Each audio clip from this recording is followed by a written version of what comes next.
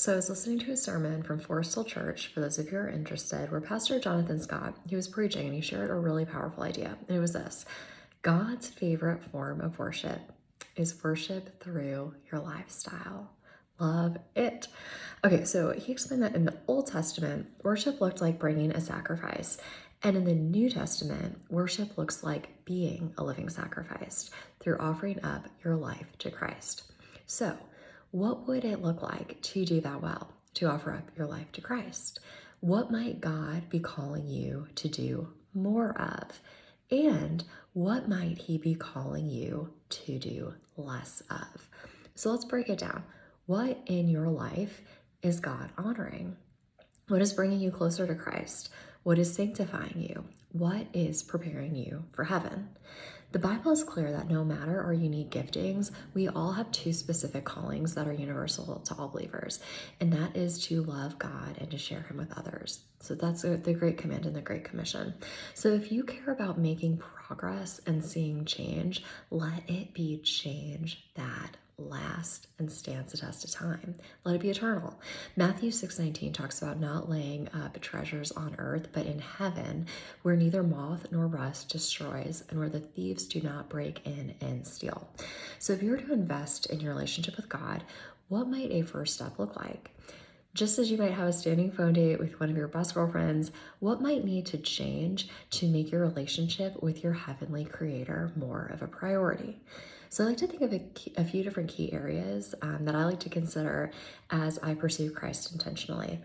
So a few of these are prayer. The Val Marie Paper Prayer Journal is so good. Cannot recommend that more highly. The years where I use it are transformational, and I see such a difference. Journaling is another great one too. Cultivate What Matters has some beautiful journals. Of course, there's worship. There's something so powerful about worship that changes the atmosphere and changes your heart and mind. God's word, nothing like that. Personally love to use a study Bible and to read the notes in there to get the very, very most out of it.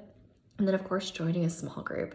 We are meant to worship collectively and to go deeper in community. So if you have not been in one or it has been a minute, this is your nudge to go back and to do that or to try that out. Okay, and then I also like to think of the 7 F's as we think about what would it look like to pursue a faith-based lifestyle that draws you closer to Christ, really pursues that call to a worshipful life. And so I talk about the 7 F's. If you want to go, we have a podcast, Grace-Based Christian Coaching, Fruitful Faith, Women in Mission podcast. There is some phenomenal evergreen content on there. So if you've not checked it out, or if it's even been a minute, go back.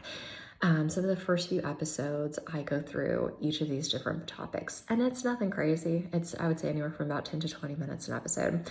So I'll dig deep into each of these topics, but at a high level, it's faith, fitness, finance, function, which I refer to as career, fellowship, fun, and family.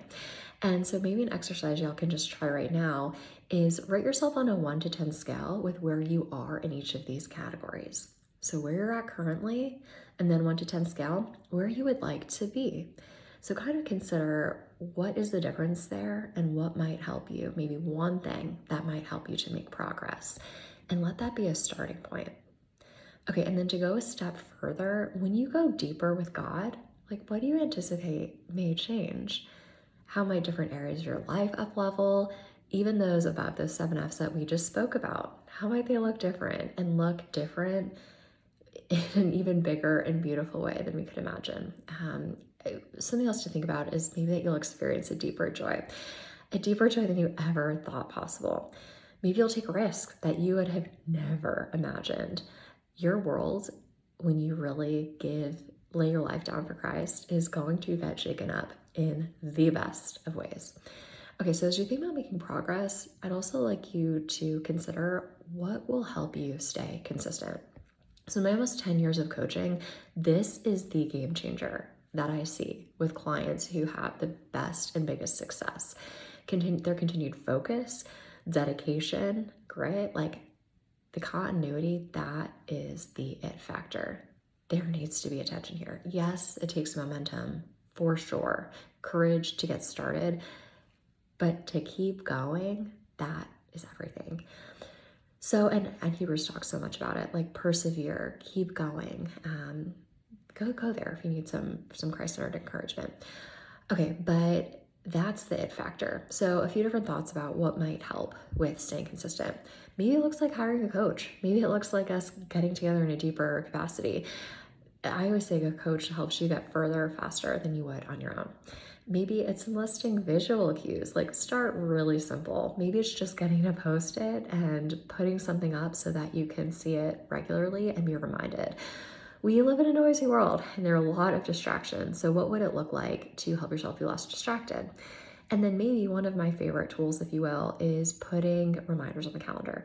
So reminders weekly, monthly to check in on certain things, not only professionally, but personally too. That matters. Okay, and then one last question I'm going to leave you with is, people love it, is the question, what is at stake? So what is at stake for you? And honestly, the people around you, if you don't make changes. What might you be missing out on if you don't purposely pursue this life of worship? All right, so I'm praying for you as you cultivate this lifestyle of worship, one that draws both yourself and others closer to Christ.